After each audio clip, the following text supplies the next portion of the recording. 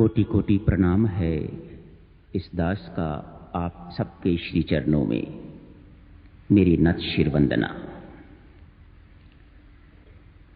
शास्त्र कहता है इस विश्व में 3 बातें अति दुर्लभ हैं। सर्वप्रथम उन्होंने मानव योनि की प्राप्ति, अति दुर्लभ है ये। चूंकि हम मानव बन चुके हैं और हमारी बदकिस्मती है कि हम इसका महत्व नहीं जानते। बेचारे कीड़े मकोड़ों को, पशु पक्षियों को इत्यादि, इनसे पूछ के देखें किस तरह का जीवन वह व्यतीत करते हैं। सूअर पता नहीं गलानी महसूस करता है कि नहीं करता, लेकिन आप तो गलानी महसूस करते हो। बेचारा क्या विष्ठा पर जीता है, आपको अच्छा नहीं लगता क्या? इधर उधर बारा बारा फिरता है, कितने कितने बच्चे पैदा करता है, क्या जीवन है? आप कितना बुरा महसूस करते हैं और अपने आप में उत्कृष्ट महसूस करते हैं। शुक्र है परमेश्वर इससे हमें निकाल दिया। मानव जन्म अति दुर्लभ, अपना परम सौभाग्य मानना चाहिए जिसे ये योनि प्राप्त हो गई है। फिर मिले ना मिले कोई दावा नहीं कर सकता। आप लाख अपनी ओर से दान पुण्य करते रहिएगा, सत्कर्म करते रहिएगा। आप अपनी दृष्टि में और औरों की दृष्टि में ये सब कुछ कर रहे हैं, परमेश्वर की दृष्टि में ये क्या है वह जानता है और उसने अपनी दृष्टि के अनुसार आपका पुनर्जन्म करना है। वह आपके कामकाज पर निर्भर नहीं करता। आपकी रीडिंग क्या है, संसार की रीडिंग आपके प्रति क्या है, वह इस पर निर्भर नहीं करता। उसका अपना कंप्यूटर है, उसका अपना हिसाब किताब है, वह अपने हिसाब किताब के अनुसार चलता है और उससे वह टस से मस नहीं होता। मानव जन्म अति दुर्लभ है। परमेश्वर का लाख लाख शुक्र करिएगा, आपको मिल गया है। कोई अपनी करनी का फल नहीं है। मत समझिएगा कि हमने कोई बहुत बड़ा कोई ऐसा कर्म किया होगा जिसके कारण परमेश्वर विवश हो गया हमें मानव जन्म देने के लिए। ये बात नहीं है। उस देवादिदेव परम दयालु कृपालु की कृपा हो गई तो उसने हमें कृपा करके ये मानव देह प्रदान कर दी। सत्य यही है भक्तजनों। आप जो मर्जी समझते रहो, आप अपने आप को रिझाने के लिए जो मर्जी कहते रहो, लेकिन परम सत्य यही है, उसकी कृपा से ये मानव देह मिला है। एक भक्त को स्वीकार भी ऐसा ही करना चाहिए। अब ये मानव देह जब मिल गया है तो इसे पशुवत बिताना तो बुद्धिमता नहीं। परमेश्वर को पछताने का मौका ना दीजिएगा। मैंने इनको 2 हाथ 2 पांव वाला बनाया है, लेकिन काम तो ये 4 पांव वाले कर रहे हैं। उसे अपनी करनी पर पछताने का अवसर ना दीजिएगा। सोच विचार कीजिएगा, क्या आप जो कर्म करते हैं वह पशु से किस प्रकार भिन्न है? और यदि भिन्न नहीं है तो जो घाटा है उसे तुरंत पूर्ण कर डालिएगा।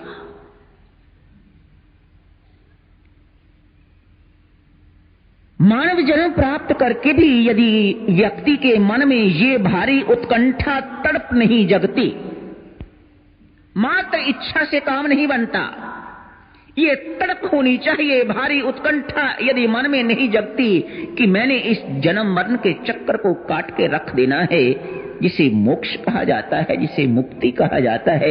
यदि एक मानव के मन में ये उत्कंठा जागृत नहीं हुई है, भारी तड़प अभी तक पैदा नहीं हुई है, तो संत महात्मा कहते हैं ऐसे मानव जन्म से भी कोई लाभ नहीं।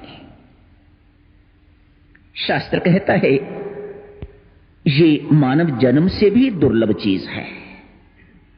इसे उन्होंने नंबर 2 पर रखा।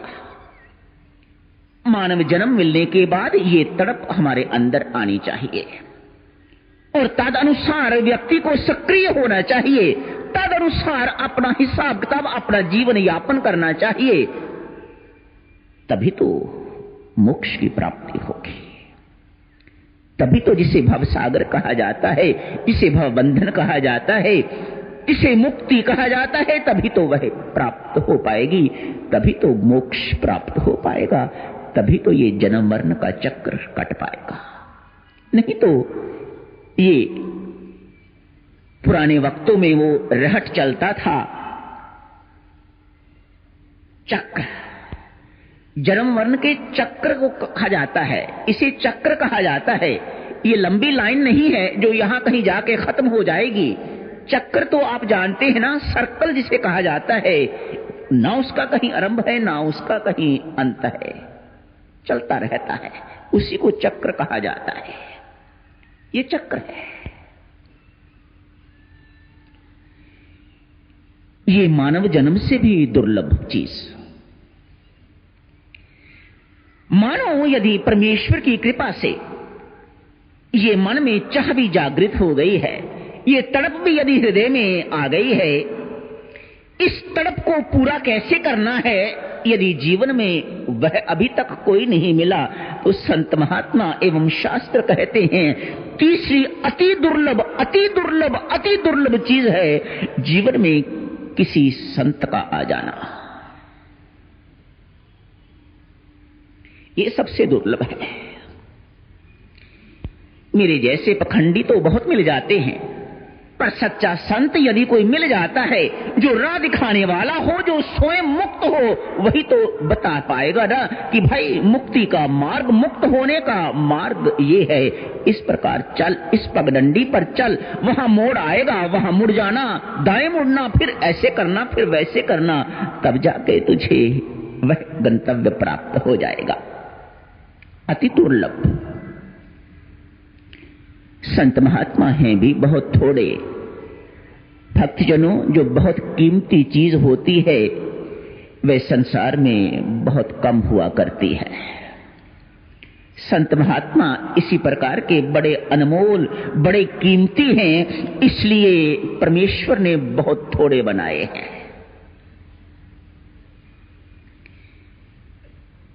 राम की कृपा, यदि जीवन में कोई संत मिल जाता है तो इस अबोध की इतनी विनती स्वीकार करिएगा, साधक जनों, जो यहां आए हैं, जो यहां नहीं आए वह भी,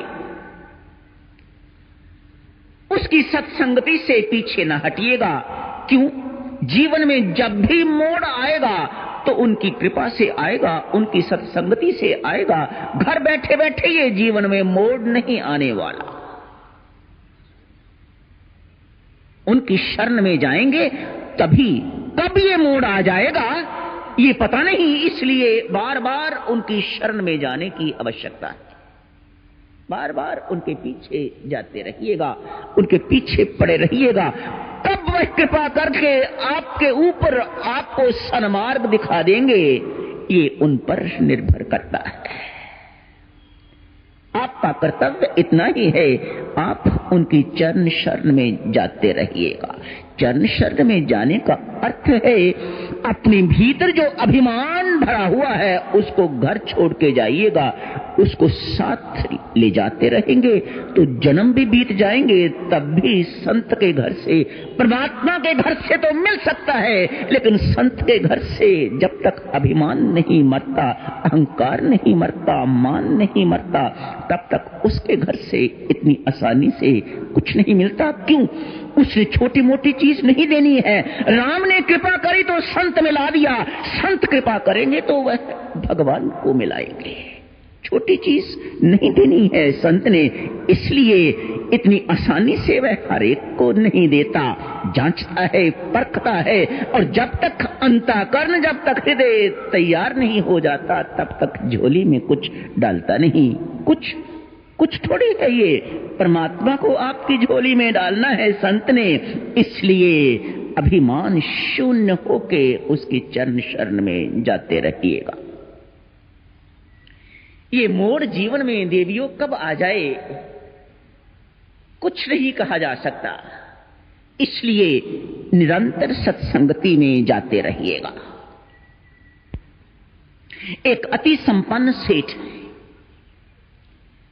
कहते हैं इतना पैसा उनके पास, इतना कामकाज उनके पास, हस्ताक्षर करते करते उनकी उंगलियां थक जाती। हर रात को उन्हें अपने हाथों की मालिश करवानी पड़ती। पैसे गिन के नहीं, पैसे गिनने वाले तो और बहुत रखे हुए हैं, लेकिन इन बिचारों का वो कोई चेक काटना है, कोई पैसा लेके हिसाब किताब, कोई जो भी रोकड़ इत्यादि को करना होता है, बही इत्यादि वह खाते लिखते लिखते उस पर हस्ताक्षर करते करते इनकी उंगलियां थक जाती हैं। आप सोच विचार करो कितने संपन्न होंगे। बंगाली हैं, कलकत्ता के रहने वाले।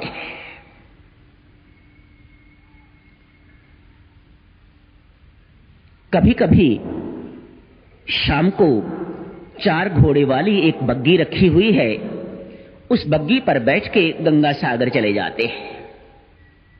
आगे नाव तैयार मिलती है, उस नाव में बैठ के गंगा पार जाके एक बहुत सुंदर उद्यान है, वहां जाके थोड़ी देर विश्राम करते हैं, साथ किसी को नहीं ले जाते। एकांतवास करने के लिए, विश्राम करने के लिए, पूर्ण विश्राम करने के लिए ये सेठ प्राय वहां चले जाते हैं। आज भी गए हैं। मानो ये ग्राहक पक्का है। नावक जानता है ये गया है, बस थोड़ी देर बैठ के इसने आधा घंटा, पौना घंटा, 1 घंटा वहां बैठ के वापस आ जाना है और मेरी नाव से ही इसने वापस जाना है। ये नाव चलाने वाले को भली भांति पता है। आज ये सेठ इतना थका हुआ था, उद्यान में बैठे बैठे आंख लग गई। नावक पुकारता है, सेठ साहब जल्दी आइएगा, हम सब आपकी प्रतीक्षा कर रहे हैं, नाव तैयार है।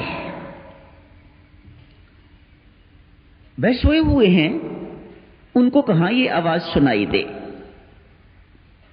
एक आवाज लगाई, थोड़ी मिनटों के बाद दूसरी आवाज लगाई। बार बार ये बेचारा छोटा व्यक्ति है, वह बहुत बड़े हैं, उनको बार बार आवाज भी इतनी आसानी से नहीं लगाई जा सकती। बेचारा घबरा घबरा के आवाज लगाता है, सेठ साहब आइएगा, समय हो चला है, अंधेरा भी होने वाला है, सब इंतजार कर रहे हैं, अंतिम चक्र है। आज शब्द बोला, इस वक्त अंतिम चक्र है, यदि इससे छूट गए तो पछताओगे। परमेश्वर शब्द निकलवाने वाला, अपनी इच्छा से कोई क्या बोल सकता है? परमेश्वर शब्द निकलवाने वाला, ये अंतिम चक्र है। सेठ साहब यदि ना आए तो पछताओगे, जल्दी आओ। एकाएक आंख खुलेगी, शब्द कान में गूंजने लग गए, ये अंतिम चक्र है, यदि इस चक्र का लाभ नहीं उठाया तो मैं कभी पार नहीं पहुंच पाऊंगा। नाव में आके बैठ गए हैं, लेकिन 4 घोड़ों वाली बग्गी की ओर ना जाके रेलवे स्टेशन चले गए हैं, सीधे वृंदावन की टिकट कटा ली है और वृंदावन चले गए। जीवन में मोड़ आ गया।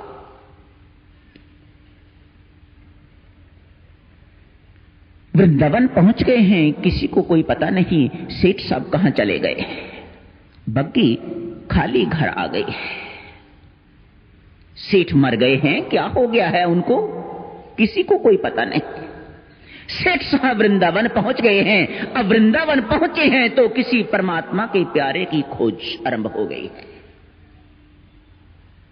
उसके बिना तो काम नहीं चलने वाला। यदि हृदय में अब तड़प आई है कि मैंने कुछ जीवन को बनाना है, कुछ जीवन में कुछ प्राप्त करना है, जिस काम के लिए ये मानव जन्म मिला हुआ है उस काम को पूरा करना है, तो कोई परमात्मा का प्यारा चाहिए, कोई संत चाहिए जीवन में आए जो आपको ये दिला सके। बहुत खोज के बाद एक मस्त मिला है। उनके श्री चरणों में जाके प्रणाम किया, अपनी सारी राम कहानी सुनाई। महाराज क्या आज्ञा है मेरे लिए? वह आज्ञा दीजिएगा जिससे मेरा कल्याण हो जाए, जिससे मेरा उद्धार हो जाए।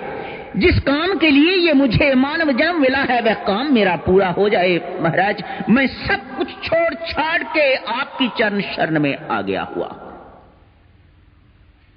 मैंने सारी की सारी राम कथा आपको सुना दी है। कितना संपन्न हूं, क्या कुछ है मेरे पास, कितनी बिल्डिंगें हैं, कितने कारखाने हैं। मैं सब कुछ त्याग के छोड़ के आपके चरण शरण में आ गया हूं। मस्त प्रसन्न हुए। प्रसन्न होके दो बातें कहते हैं। ठीक बात है सेठ, सर्वप्रथम तो ये भूल जाओ कि आप कभी सेठ थे। कांटा मारो इसके ऊपर। आज के बाद किसी से ये चर्चा नहीं करनी कि आपकी बैकग्राउंड कैसी थी। संतों महात्माओं की बातें हैं ना, फकीरों की बातें हैं ना, काम की बातें हैं। आज के बाद ये कभी चर्चा नहीं करनी आपकी बैकग्राउंड किस प्रकार की थी।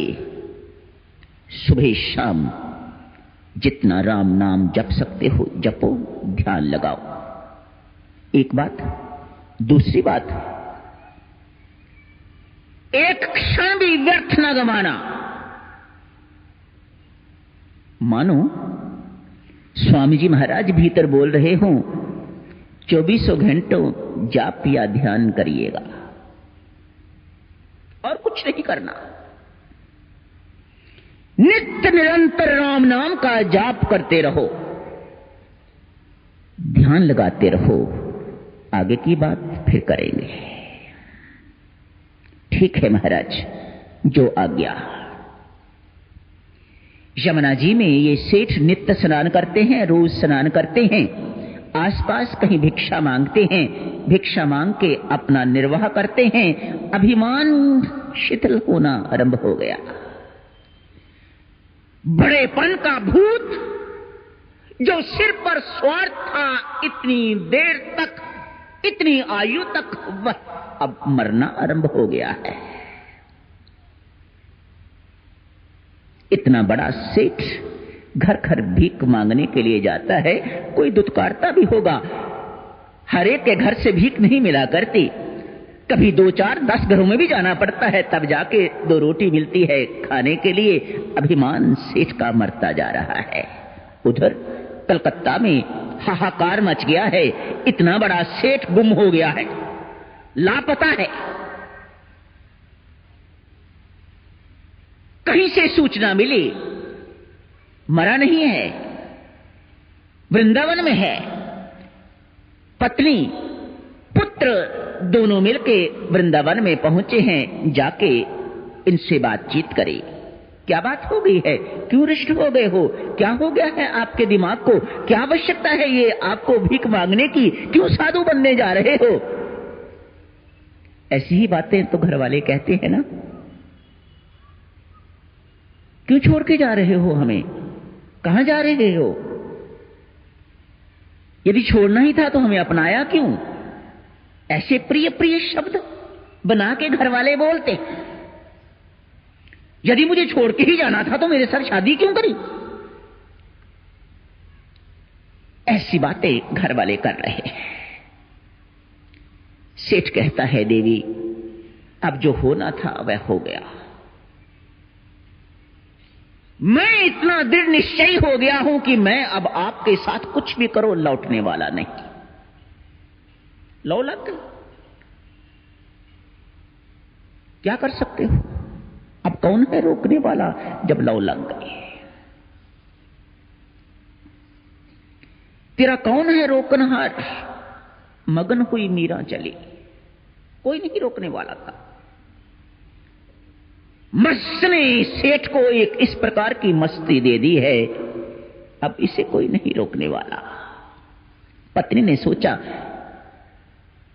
इससे बात करने का फायदा नहीं, चलो जो इसने कोई गुरु बनाया है उसके जाके पास बात करते हैं। जाके संत महात्मा को कहती है, महाराज क्या हो गया इनके दिमाग को। अच्छा भला व्यक्ति था, कुछ दिन पहले अभी हमारे पास था, ठीक बातचीत कर रहा था, लेकिन ये आप कुछ सुन नहीं रहा। आप मेहरबानी करके, इतना बड़ा काम है इसका, इतना विस्तृत काम है, इतना फैलाव है, ये है वो है, सब कुछ पे बोली। कहो महाराज इसे हमारे साथ घर चले। महात्मा उसकी ओर देख के कहते हैं, भाई तेरे घर वाले तेरे कारण दुखी हैं, तू चला जा घर जाके अपना भजन पाठ कर। सेठ कहता है, गुरुदेव आपकी आज्ञा शिरोधार्य तब करूं जब इनसे पूछ के ये बताएं, मेरे बिना ये दुखी हैं तो क्या मेरे साथ रह के ये सुखी रहते हैं? क्या ऐसा होता है? क्या आप अपने पति के साथ सुखी हो?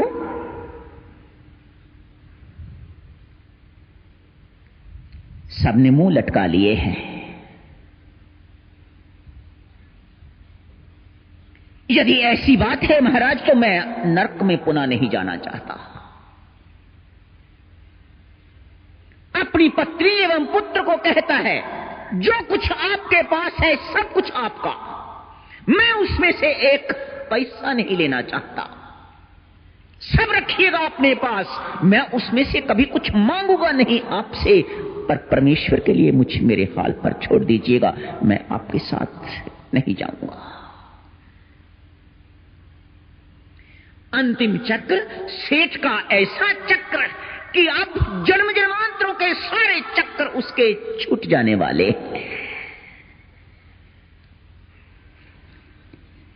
जीवन में ये मोड़ कब आ जाए देवियों एवं सज्जनों, कुछ नहीं कहा जा सकता। उस मोड़ की प्रतीक्षा के लिए किसी संत महात्मा के पास उसकी शरण में नित्य निरंतर जाते रहिएगा। अपनी पत्नी के प्रति, अपने पुत्र के प्रति मोह पाश में बंधा नहीं है सेठ। वह बंधन, वह मोह का बंधन उसने तोड़ दिया है और अपना मोह परमेश्वर के साथ जोड़ लिया है। जीवन सार्थक हो गया, जीवन कृत हो गया, जीवन धन्य अति धन्य हो गया। बात तो इतनी ही है ना, इनसे मुंह तोड़ के इनसे मुंह जोड़ना है, बस बात तो इतनी ही है। ये क्या है भक्तजनों मोह? आज थोड़ी सी चर्चा इस मोह के ऊपर ही करनी थी, पर पहली बात में समय बहुत व्यतीत हो गया लगता है। फिर भी कुछ ना कुछ बात तो मोह के ऊपर करके तो आज की चर्चा समाप्त कर दी जाएगी। कल इसी चर्चा को और आगे बढ़ाएंगे। हमारे सारे विकारों, सारे बंधनों, सारे पुनर्जन्म जन्म मरण के चक्र का यदि एक ही कारण कहा जाए तो वह कारण है मोह।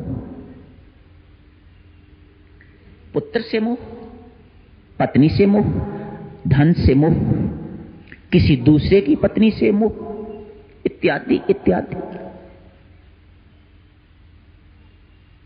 ये मोह ही एक ऐसा कारण है। क्या है ये मोह?